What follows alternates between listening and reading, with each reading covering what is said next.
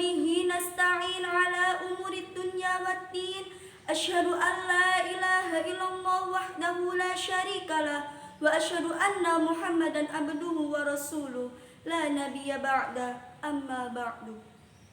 Kepada para dewan juri yang saya hormati dan para hadirin hadirat yang dirahmati oleh Allah Subhanahu wa taala.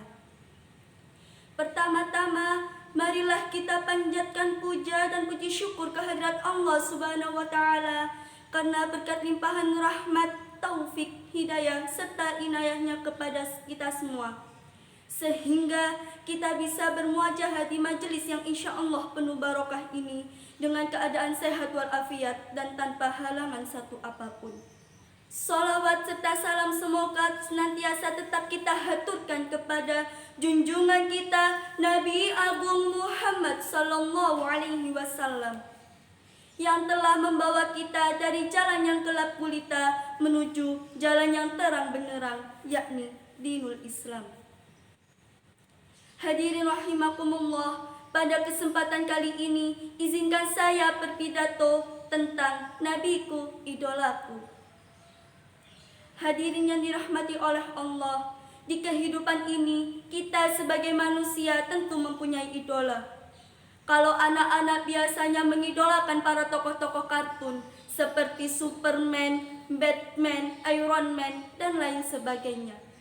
Bahkan ada juga yang mengidolakan para artis dan para penyanyi seperti Ria Ricis, Raffi Ahmad, Firkoun, dan masih banyak lagi. Apakah mereka yang mengidolakan para artis dan para penyanyi itu salah? Apakah mereka yang mengidolakan para tokoh-tokoh kartun itu keliru? Kalau mereka hanya sekedar menyukai musiknya, kalau mereka hanya sekedar menyukai lagunya, itu tidak apa-apa. Tetapi kalau mereka sudah mengikuti perbuatan dan tingkah laku para artis dan para penyanyi itu berbahaya. Mengapa berbahaya? Karena para artis dan para penyanyi itu hanya manusia biasa yang bisa salah dan lupa. Hadirin rahimakumullah, lantas siapakah yang pantas untuk kita idolakan, yang patut kita tiru perbuatan dan tingkah lakunya? Yang pantas untuk kita idolakan tidak lain adalah junjungan kita Nabi besar Muhammad Sallallahu Alaihi Wasallam. Mengapa kita harus mengidolakan beliau? Mengapa kita harus mengikuti perbuatan dan tingkah laku beliau?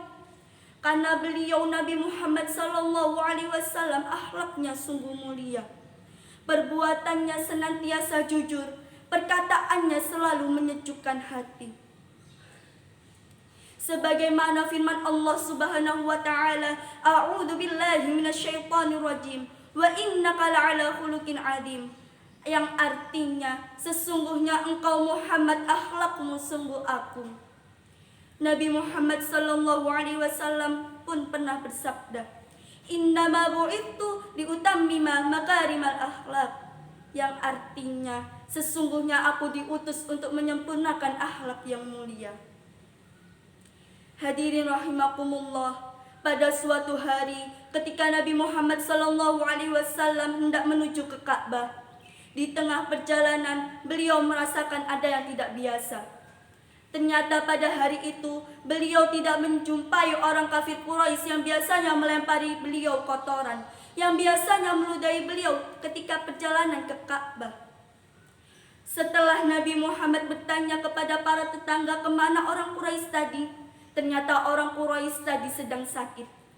Lalu, apakah respon Nabi Muhammad? Apakah Nabi Muhammad merasa senang karena orang yang biasa meludahi beliau itu sedang sakit? Ternyata Nabi Muhammad SAW ikut prihatin, bahkan berniat untuk menjenguk orang Quraisy tadi. Ya, begitulah Nabi Muhammad SAW mengajarkan kepada umatnya. Beliau mengajarkan agar tidak membalas perbuatan buruk dengan perbuatan buruk juga, tapi balaslah perbuatan buruk itu dengan kebaikan. Singkat cerita, setelah Nabi Muhammad menjenguk orang Quraisy tadi merasa menyesal dan memuji akhlak baik Rasulullah.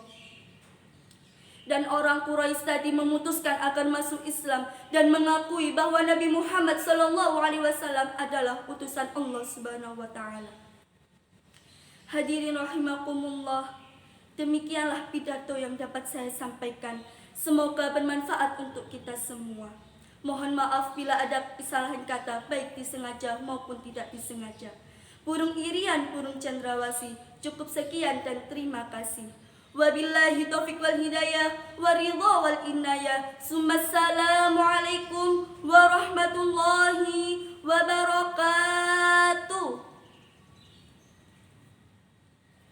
Teman-teman, mohon dukungannya ya dengan cara like dan share video kami. Terima kasih.